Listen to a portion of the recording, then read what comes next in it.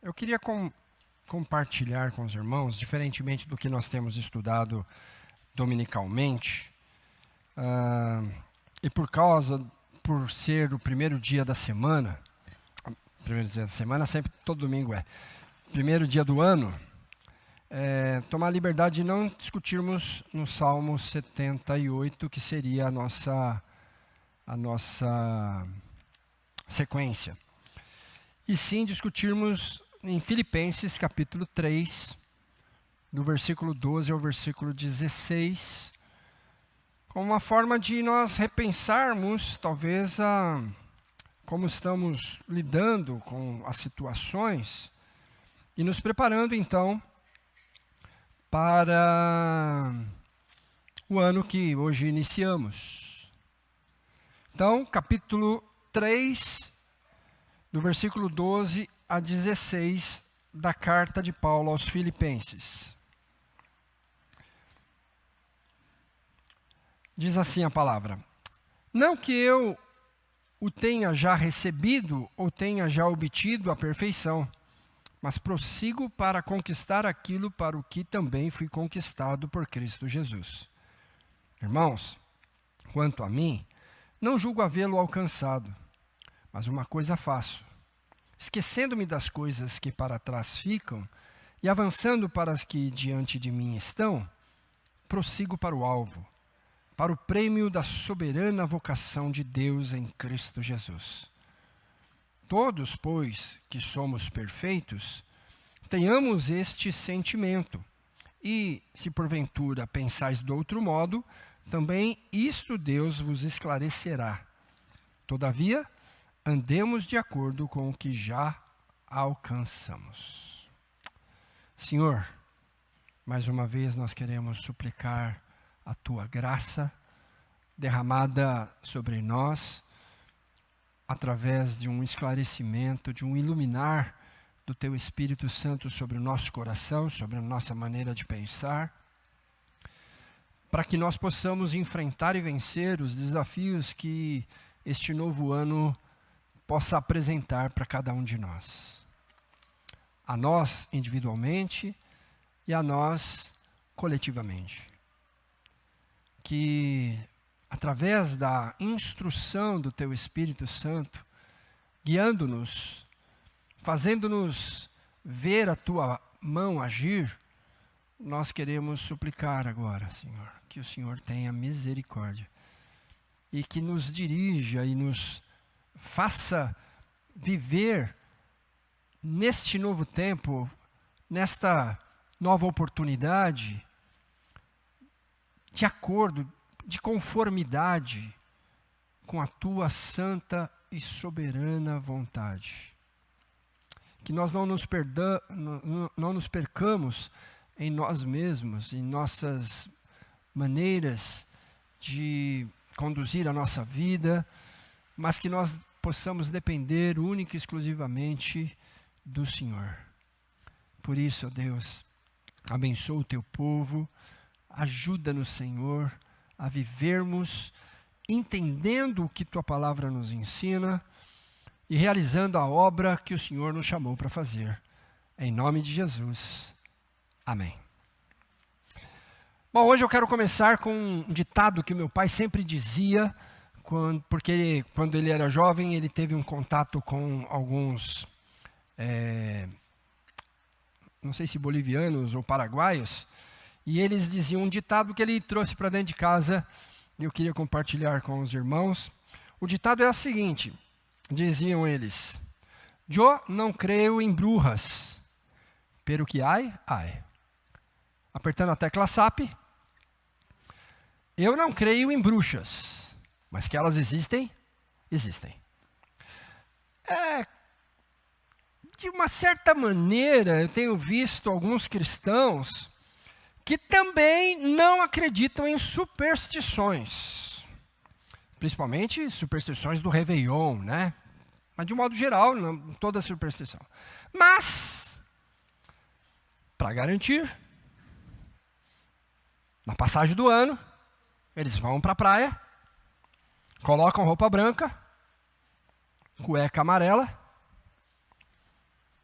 dão 7 pulinhos na água, quando na virada do ano, comem 12 uvas e guardam as sementes no bolso, e ainda comem 12 caroços de romãs. Mas eles não acreditam em superstição.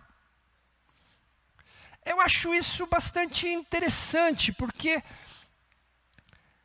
nós, muitas das vezes, nos portamos, a gente não fala essas coisas, mas nós nos portamos destas maneiras, com esses costumes, com esta visão supersticiosa. Nós dizemos que precisamos fazer determinadas ações, porque isso nos trará a bênção. Isso é o verniz evangélico, né? A bênção do Senhor para o ano inteiro. Por quê? Amanhã começamos a nossa Semana Mundial de Oração, e as pessoas dizem que, algumas igrejas, né, estão dizendo que precisa fazer, em vez de 7 dias, 12 dias. Porque assim é um dia para cada mês, né? Então você vai. Por quê? No mês de janeiro é segunda-feira, no mês de fevereiro é na terça, e aí vai. Qual é a lógica? Nós nos acostumamos a fazer algumas coisas, alguns rituais, que são superstições. Não, a gente não diz isso, claro. Mas a gente age como se fosse. Como dizia meu sobrinho, age como se cesse. A gente age como se cesse. Porque não tem sentido. Não é bíblico. Não está baseado, a nossa fé não está baseada nas Escrituras, mas sim no que as pessoas dizem. E eu queria discutir com os irmãos hoje sobre o início do ano, para que durante todo esse ano a gente possa viver de acordo com a palavra. Eu fiquei pensando um pouco sobre essa questão da gente ter que usar peças coloridas, dependendo da sua vontade para o ano, você tem que usar uma peça de roupa daquela cor. Por exemplo, você quer ganhar dinheiro, é amarelo. Não sei se eu vou dar a dica aqui, eu não sei, estou com medo. Estou com medo. Vai que alguém... amarelo. Aí, se você quer paz, é branco. Se for paixão, você precisa arranjar um namorado, é vermelho. E aí você vai... E por quê? Porque só na virada do ano. Porque nesse período de meia-noite do dia 31 para o dia 1º. Porque você não usa o amarelo o ano inteiro. Eu tinha uma tia que ela tinha o costume de comer lentilha todo ano. Todo ano, na virada do ano, ela comia lentilha. E um dia eu arrisquei e perguntei para ela, já funcionou algum ano? Algum dos anos que você comeu lentilha funcionou? Porque ela reclamava o ano inteiro. Acho que não está funcionando. Eu acho que churrasco é melhor. Sabe? Mas nós fazemos tudo isso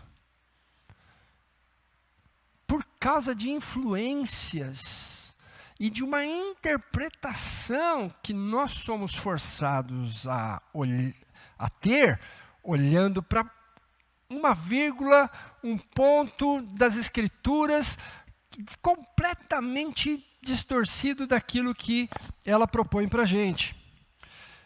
E por isso eu quis vir aqui para Filipenses. Nós já discutimos esse texto em um momento, num outro momento, né? Mas eu queria voltar aqui porque isso está me incomodando bastante. Porque Paulo está, quando escreve esta carta, ele está preso, mas ele está escrevendo por gratidão, porque os filipenses mandaram donativos para ele. Ele mesmo preso, os filipenses se reuniram lá, fizeram uma vaquinha, um ajuntamento de víveres e talvez de alimentos e talvez até algum dinheiro, e mandaram para o Paulo para que ele pudesse suportar melhor aquela situação que ele enfrentava lá em Roma. Então, isso foi muito bondade e ele é muito grato por isso ele escreve esta carta. Mas ele aproveita a escrita desta carta, de gratidão, para combater um ensinamento herético, um ensinamento errado, que estava, na verdade, afastando os membros daquela igreja do caminho do Senhor. Esse ensinamento era feito por falsos mestres, que, de alguma maneira, a gente não tem bem certeza como, estavam distorcendo o que os apóstolos estavam ensinando. A gente não sabe ao certo, esses falsos mestres combatidos aqui na carta de Paulo aos Filipenses, a gente não sabe ao certo se eles são judeus cristãos, que estavam de alguma maneira tentando voltar para a lei de Moisés, ou eram gnósticos cristãos.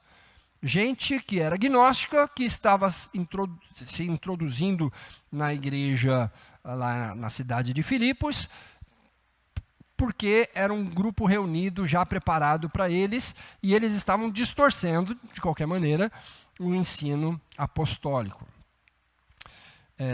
Paulo, então, nessa perícope que nós temos, está confrontando, é parte da resposta de Paulo, confrontando estes heréticos e ensinando uma vida cristã autêntica e madura.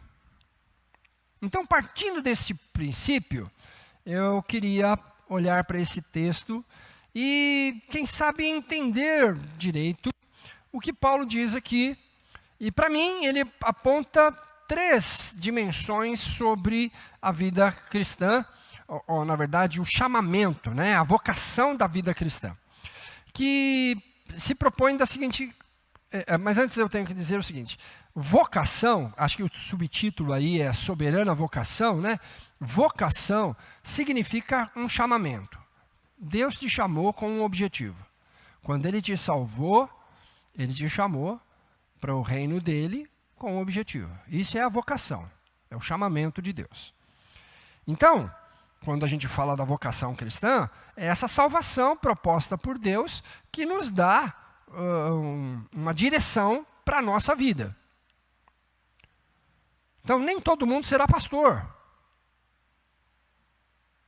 Nem todo mundo vai ser cantor. Nem todo mundo vai ser conselheiro. Nem todo mundo vai ser líder. Porque são funções distintas dentro do corpo para que o corpo funcione. Então, pensando nisso, primeira dimensão que eu vejo aí, está no versículo 13, que é a questão do passado, né? Quando ele diz assim: irmãos, quanto a mim, não julgo havê-lo alcançado, mas uma coisa faço, esquecendo-me das coisas que para trás ficam e avançando para as que diante de mim estão. Então, essa dimensão do passado, que deve ser esquecido, Paulo propõe exatamente isso. O que foi feito e está lá atrás, e tem que ficar lá atrás. E provavelmente Paulo está aludindo aqui ao tempo da sua conversão, quando ele recebeu Jesus como Salvador, numa situação bastante problemática, porque todo mundo sabe a história de Paulo. Ele era um perseguidor da igreja. Ele sai de Jerusalém e vai para Damasco com a finalidade de capturar, prender e, se possível, matar aqueles judeus que agora tinham se tornado cristãos. Então, na cabeça de Paulo, nesse momento em que ele recebe Jesus como seu Salvador, ele tinha a visão do cristianismo como uma deturpação do judaísmo. Até que, naquele dia, o Senhor se revela a ele. E ele tem então uma transformação. De perseguidor, agora Paulo aceita ser e se submete a ser um perseguido por causa de Jesus. Deus o chamou depois disso para ser apóstolo. Vejam que transformação. O homem que sai por aí pronto para matar, pronto para dizimar o cristianismo, agora ele é um servo. Agora ele é um discípulo. E a gente não sabe exatamente quanto tempo, mas os teólogos dizem que pelo menos de 3 a 7 anos Paulo é um discípulo do Senhor, estudante da palavra, frequentando lá a escola dominical deles e talvez fazendo alguns cursos, alguns congressos para tentar entender o que as escrituras diziam, com o que aconteceu com Jesus. E ele passa todo esse tempo estudando, até que Barnabé vai atrás de Paulo e o chama para ser pastor lá em Antioquia. E lá está Paulo. Agora ele é o 5º pastor da grande igreja de Antioquia. Provavelmente Paulo ficou com a UCP. Né? Ele ficou com as crianças lá, porque era o 5º pastor daquela grande igreja. Mas o Espírito Santo o chamou para ser apóstolo. Juntamente com o primeiro pastor, né? O Barnabé, e os dois saem em missão. Vão ser missionários. Ser apóstolos. E chama. E ele então agora tem que desenvolver a sua teologia e falar do caminho do Senhor e pregar a palavra de Deus e mostrar que a bondade do Senhor se revelou através da vida, morte e ressurreição de Jesus Cristo. E ele sai, e ele enfrenta todas as perseguições, todos os problemas, todas as dificuldades, sem desanimar. E mesmo quando ele tem que fazer isso sem a companhia do Barnabé, ele continua, porque ele tinha um propósito, ele sabia que Deus o tinha chamado para isso. Sua vida agora pertencia ao Senhor. Talvez esse conhecimento reclamado pelos hereges é apontado por Paulo aqui como incompleto. Eles não entenderam o evangelho direito. Por isso, Paulo tem que mostrar para os irmãos que esse ensinamento que eles estão propondo lá em Filipos estava desviando. E eu quero dizer uma coisa muito importante. Eu estudando a história, estudando as pregações, até modernas, né, e pós-modernas, normalmente os não ortodoxos, os hereges, eles são mais eloquentes do que nós. É impressionante. Eles têm, sabe, eu não sei explicar o quê, mas você fica impressionado vendo. Eu conheci pessoalmente pelo menos 2 deles, e de fato os homens são muito, mas muito capazes. Esses 2 pelo menos que eu conheci, eles dominam. Eles chegam no ambiente, eles dominam. E é muito interessante. E a gente, de certa maneira, se deixa levar por causa dessa empatia. A gente, né, gosta disso. Tem um pastor que eu conheço que ele é muito monótono na pregação dele. Então ele começa mais ou menos assim: amados irmãos, vamos começar o nosso culto. E eu quero ler uma coisa maravilhosa da palavra de Deus, que encheu meu coração de alegria. E eu quero compartilhar com a igreja. O culto inteiro. Chega no final do culto, você está. Mas, né? Porque aquele... Só que ele não se desvia da palavra. É um homem fiel. Ele não tem eloquência, mas tem retidão. Enquanto eu vi muita gente, muita não, graças a Deus eu não vi muita, mas eu vi alguns que dão triplo mortal carpado no púlpito e fala sobre filosofia. No final do culto, a gente está vibrando, mas não aprendeu nada da palavra.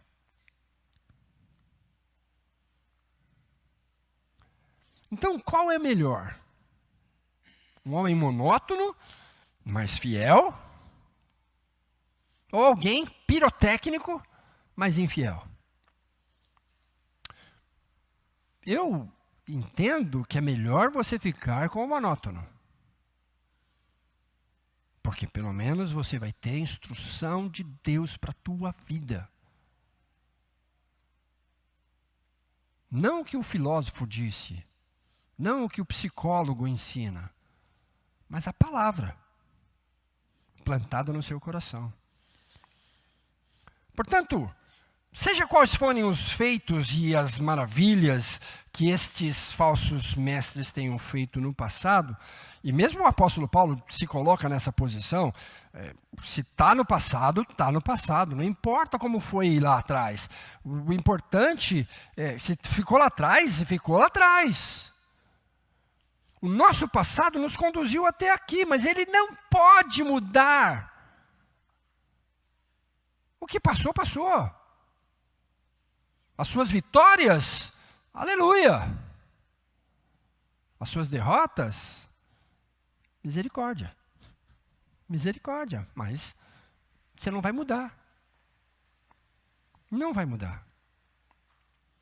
E a gente não pode ficar vivendo do passado. Deixa para lá. Você pode ter sido presidente da República. Está no passado? Deixa para lá. Essa é a primeira noção. Paulo diz, esquecendo-me das coisas que para trás ficam. Nós temos que aprender isso também. Como igreja. O que passou, passou. Nos ajudou, chegarmos até aqui. Cumpriu a sua função. Mas passou. A segunda dimensão que eu queria discutir com os irmãos, que Paulo coloca aí no versículo 13 e 14, é a dimensão do futuro, que deve ser perseguido, diz o apóstolo Paulo, né? Finalzinho do versículo 13 diz assim, esquecendo-me das coisas que para trás ficam e avançando para as que diante de mim estão. Prossigo para o alvo, para o prêmio da soberana vocação de Deus em Cristo Jesus. Ou seja, Paulo tem um objetivo, Paulo tem um alvo, ele tem um prêmio que ele quer alcançar. Então, Paulo coloca aqui a sua vida quando ele olha para o futuro, ele olha a vida cristã e vê a vida cristã como se fosse uma espécie de corrida, de um desafio. E você tem que chegar lá. Não é um passeio no parque. Nós temos um objetivo, então nós temos que correr para esse objetivo. Temos que fixar os nossos olhos nesse objetivo. Nós temos que pensar naquilo que almejamos. E isso para nós hoje é muito fácil porque a Copa acabou de acabar. E eu me lembro muito bem que no início da Copa estava todo mundo assim alvoroçado, querendo saber se podia sair mais cedo do serviço, para poder assistir a Copa, porque o Brasil estava na Copa. E qual era o objetivo? Primeiro lugar. Campeão. Hexacampeão. Esse era o objetivo. Nada mais importava. Então a gente trabalhava tudo. Que horas são? Que horas são? Que horas são? Está na hora. Aí todo mundo saía, e todo mundo se reunia, e todo mundo torcia, e a cada drible, a cada gol, a gente vibrava, estamos mais perto, estamos mais perto, estamos mais perto. E a gente tinha um objetivo. Quando o Brasil saiu da Copa, e não vamos entrar em detalhes para ninguém chorar, mas quando o Brasil saiu da Copa, tem gente que nem assistiu mais, acabou. Não quero mais saber. E se você fez isso, você perdeu um dos jogos mais emocionantes de toda a Copa e de várias outras Copas, que foi a final. Por quê? Porque os dois times tinham um objetivo. E eles perseguiram esse objetivo até o pênalti. Famigerado pênalti. Nem quero lembrar disso. Fala em pênalti, eu tremo. Mas, entende? E a vida cristã também, Paulo está apresentando exatamente na mesma perspectiva. Você tem um objetivo, o prêmio prometido por Deus. E a gente não sabe exatamente qual é o prêmio que Paulo está propondo aqui. Se é a ressurreição dos mortos, viver para sempre com o Senhor já ressurreto, ou se é a vida eterna, que ele propõe também, né? Com pleno conhecimento de Deus, quando nós chegarmos no céu e vamos encontrar com Jesus e vivermos lá até a ressurreição, pelo menos. Mas, de qualquer maneira, Paulo está ansioso por esse prêmio. Ele diz, é bom, vale a pena. Eu vou me esforçar o máximo para alcançar esse objetivo. Não é um passeio no shopping. E eu acho que aí é que está o nosso erro. A gente recebe Jesus como Salvador e a gente acha que é um passeio no shopping. Não sei se você gosta de ir ao shopping, mas no shopping quando você vai passear no shopping, você não foi lá para comprar nada, você só foi passear. Você não tem objetivo, né? Aí você sai andando. Aí você vê uma loja, que legal, você não vai comprar. Você não levou dinheiro, nem queria comprar aquilo. Aí você vê, olha só que novidade, isso aqui é novidade, hein? E você vai andando, e você vai andando. Aí sabe o que acontece? O shopping faz a curva, e você vai andando. Aí você passa no mesmo lugar que você passou. Porque fica rodando assim, tipo hamster, né? Fica rodando assim. Aí você muda de andar. Quando o shopping tem 2 andares, né? Aí você muda de andar. Aí você já viu tudo. Né? Aí você desce e sobe, porque você está só andando. Está só gastando tempo. Está só... Depois você fala, vou tomar um sorvete. E toma um sorvete. E volta para casa. Semana seguinte, vamos no shopping. Você sabe que não mudou nada, né? Nada. São as mesmas lojas, com os mesmos produtos. Mas vamos. Aí o que você faz? Você fica rodando. Parece que na nossa vida cristã, a gente está vivendo hoje, no século 21, como num passeio no shopping. Você não quer comprar nada, você não quer fazer nada, o seu negócio é vir para a igreja.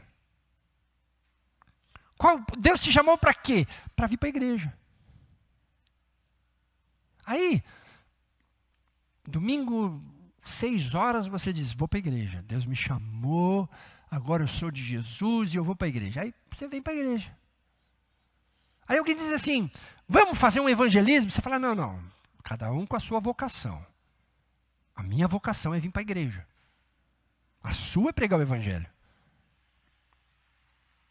A gente perdeu a noção. Então, qualquer coisa para a gente nos distrai.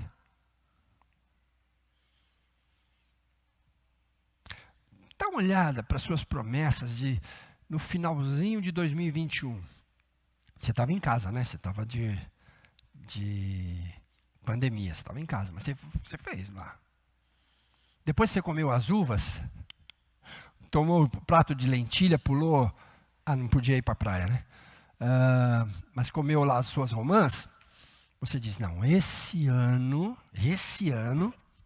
eu vou emagrecer. Eu vou fazer um regime. Na segunda semana. Vou começar na segunda semana. Porque na primeira semana não dá, porque tem, né? Confraternização aqui, confraternização ali, vou encontrar os amigos e tal. Então, segunda semana. No final de 2022, você foi na balança e estava pior do que quando você estava em 2021. Eu tenho uns amigos, são nossos irmãos na fé, e eles se reuniram e fizeram uma vaquinha, eles fizeram um desafio. Cada um colocou lá, não sei se foi R$500 ou R$1.000, não lembro.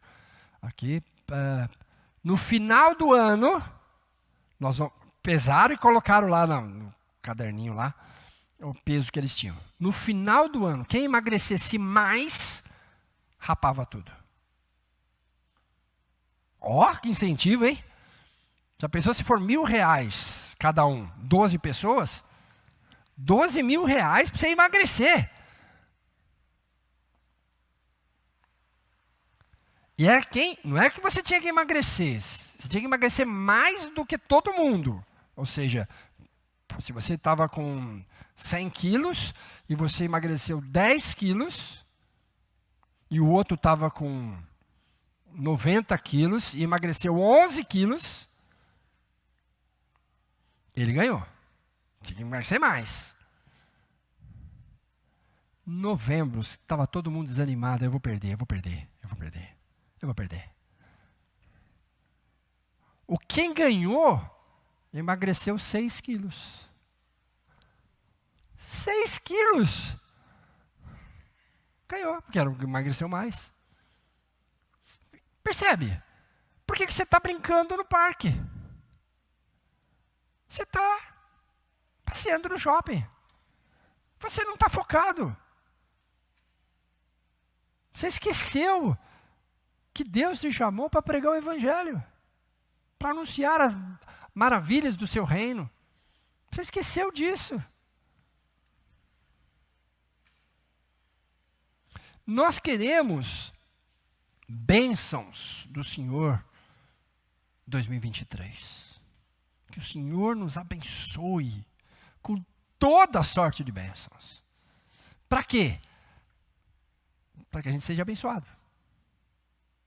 Você não vai usar essa bênção para o reino.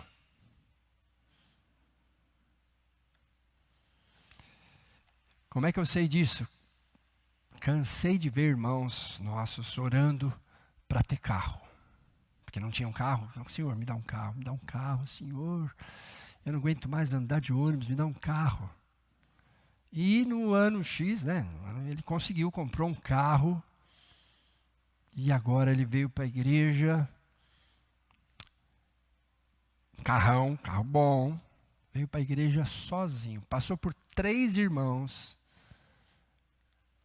E ainda deu uma buzinadinha para os irmãos verem que ele estava de carro. E veio embora. Deixou os irmãos vindo a pé.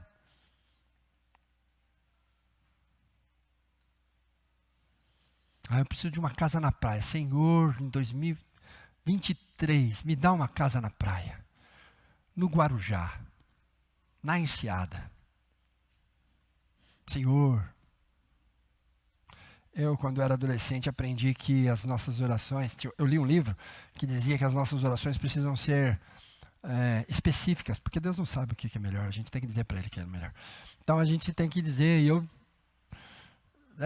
Senhor, eu quero uma casa na praia, 2023, uma casa na praia. Aí você ganha a casa na praia, né? O Senhor te concede a bênção de você comprar a casa na praia, não é ganha, mas você consegue comprar a casa na praia, tal, e aí você não vem mais na igreja. Por quê? Porque você tem que ir para curtir a praia. E ainda leva um monte de irmãos com você. Quer ir para a praia? Quer ir para a praia, pastor? Vamos para a praia comigo? Vamos para a praia, vamos para a praia, vamos para a praia. E vai para a praia. Você perdeu o foco.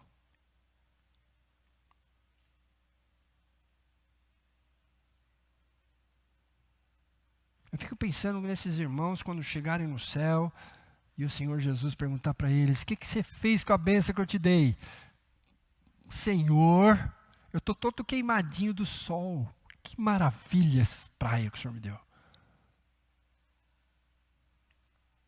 Perdemos o foco. Então, Paulo não, ele diz assim, lá no futuro, eu quero o prêmio. Eu estou indo para lá. Eu quero servir mais o Senhor. E ele serviu mesmo. Paulo não deixou por causa de perseguição. Paulo não desistiu porque Barnabé parou, porque ele brigou com Barnabé. Paulo não deixou de ser apóstolo porque a igreja X não contribuiu com ele.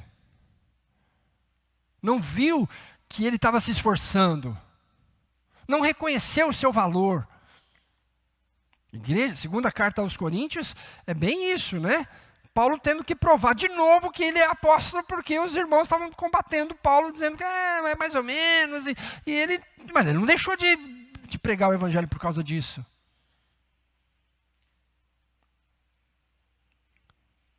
Nós somos muito melindrosos porque a gente não tem objetivo.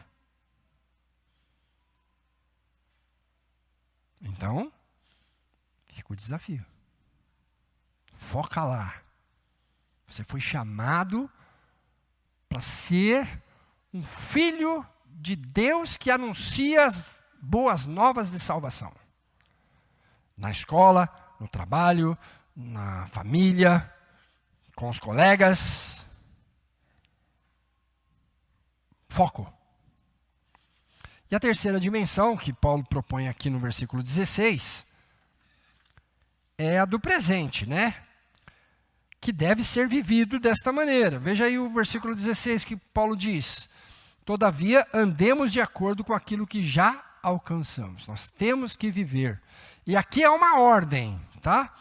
Paulo propõe aqui, dessa perícope toda, do versículo 12 ao versículo 16, a ordem está aqui.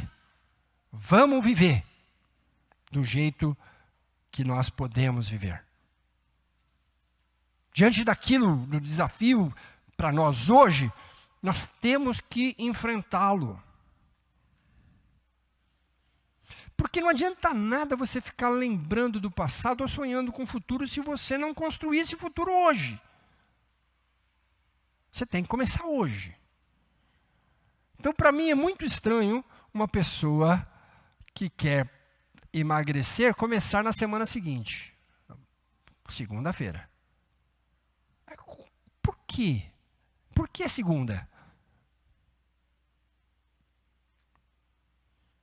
Porque dá para terminar na terça, né? A gente começa na segunda para terminar na terça. Por que a gente marca uma data futura? Por que não começa? Porque assim, se você está convencido que aquilo não te faz bem, corta hoje. Corta já. Não, lá na frente, né? E aí qualquer coisa você muda. Não vamos deixar para a semana seguinte? Vamos deixar? Não, vamos para outra. Né? Porque quando você está convencido, você parou agora. Parei.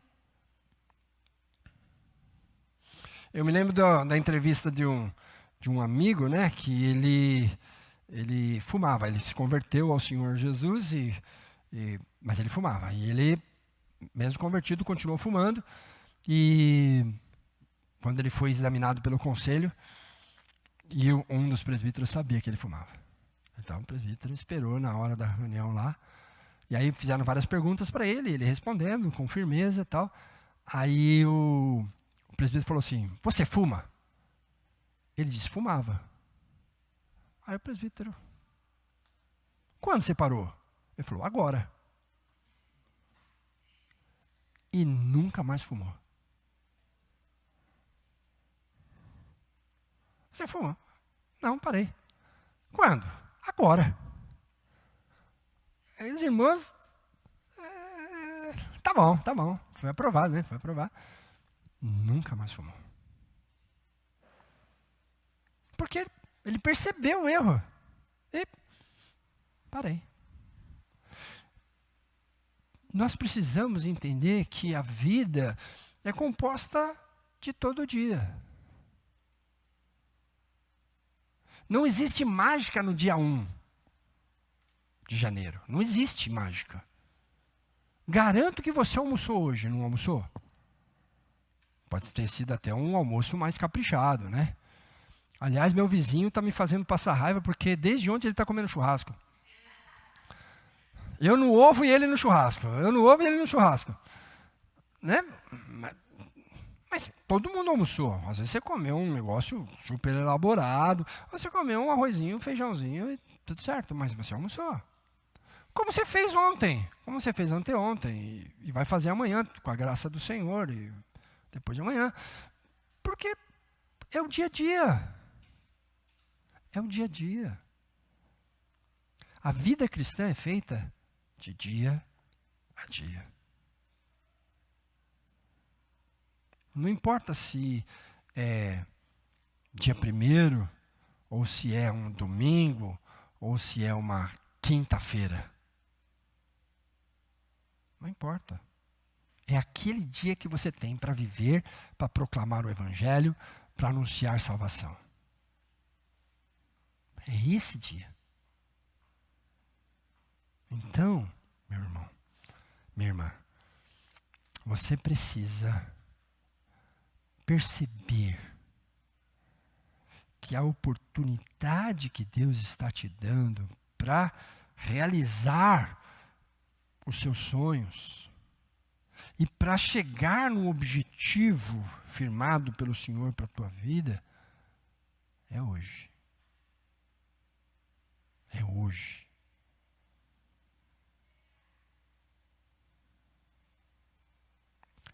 Nós precisamos desenvolver a nossa vida com Deus, nossa comunhão com Deus, hoje. Sendo assim, em toda a perícope desta porção aqui, Paulo usa uma figura de uma corrida, né? Provavelmente os Jogos Olímpicos, ou algo assim que tivesse ali na região. Talvez, como nós temos a nossa São Silvestre,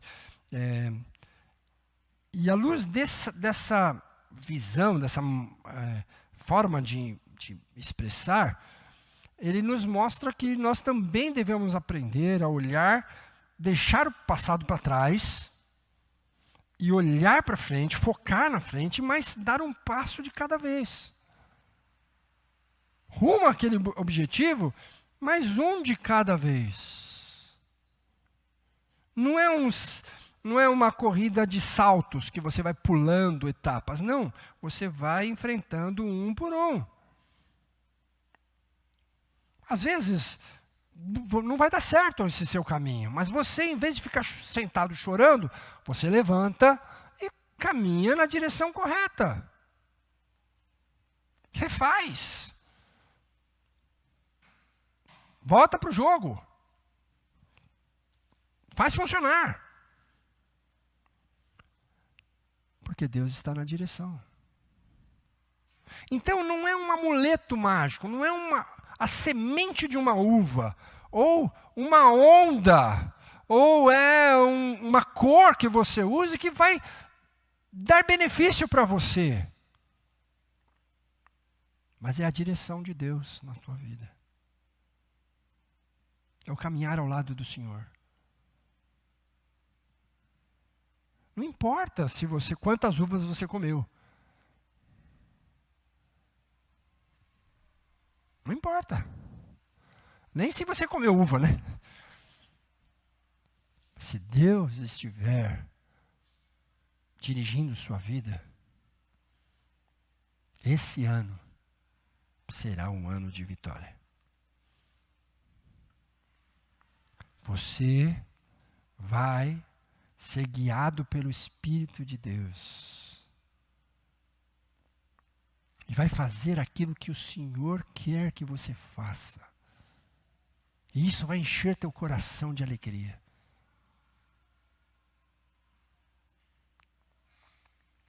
Porque não basta apenas fazer as coisas.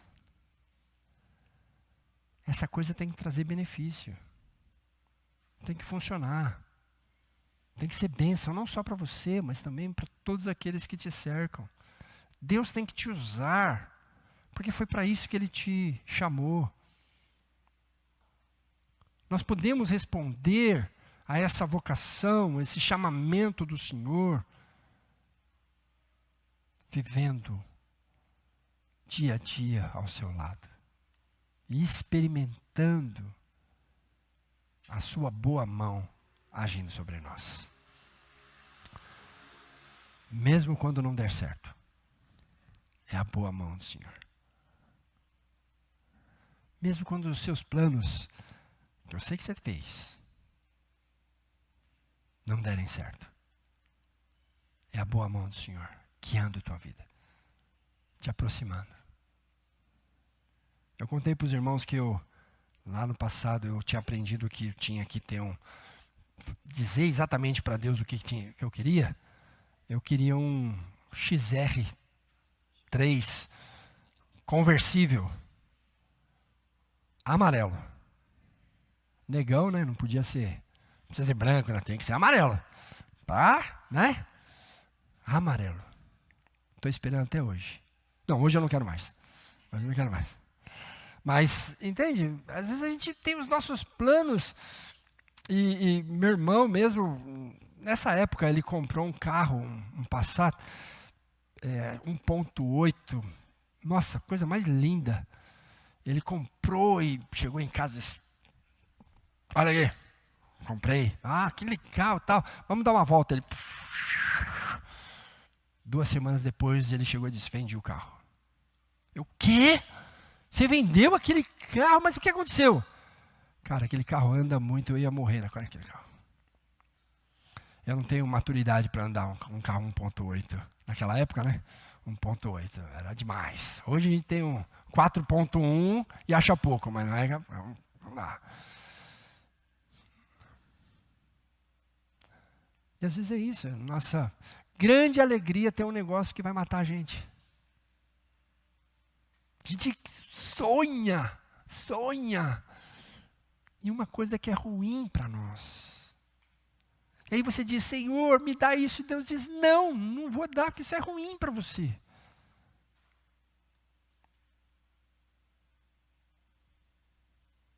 Você devia ser grato por não ter. Porque quando você sabe que Deus está do seu lado, está no seu time, ou melhor, você no time dele, né? No caso, seria você no time dele.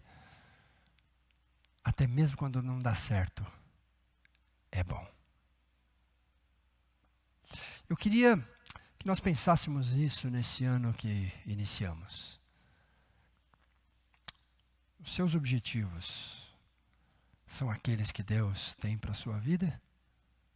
Se não for, aproveita para mudá-los hoje e alinhá-los aos objetivos do Senhor. Deixa Ele dirigir tua vida, mais e mais, em plena comunhão contigo. Levantar de manhã é saber que Deus dirige. Não importa a cor de roupa que você esteja usando, Deus está dirigindo. Porque Ele fez todas as cores, tá? Então, qualquer cor que você usar é de Deus. Mesmo seja, você não gosta de romã, então come mexerica. Está na época de mexerica? Acho que não, né? Acho que não. Come morango. Morango, sei lá. Come qualquer coisa, porque Deus fez todas as frutas. Então, qualquer fruta que você comer, eu só não aconselho comer caroço, mas fora isso, deixa Deus dirigir tua vida. Seja uma bênção na presença do Senhor. Vamos orar. Deus, ajuda-nos. Nós não temos a menor ideia de quais são os desafios que se apresentarão diante de nós neste novo ano, mas nós temos certeza, se sejam quais forem, o Senhor estará ao nosso lado, porque o Senhor prometeu e o Senhor sempre cumpre as suas promessas. E nós queremos depender do Senhor e nada mais. Nosso desejo, ó Deus, é que o Senhor nos dê esta visão clara de que o Senhor tem um propósito para a nossa vida e que nós devemos dia a dia caminhar para lá. Tudo aquilo que já nos aconteceu, tudo aquilo que nós fomos ou deixamos de ser, ficou para trás. Mas hoje o Senhor nos dá esta oportunidade de mirar e caminhar para este objetivo. Derrama graça sobre todos nós, dirige a nossa vida, nós pedimos em nome de Jesus, nosso Salvador. Amém.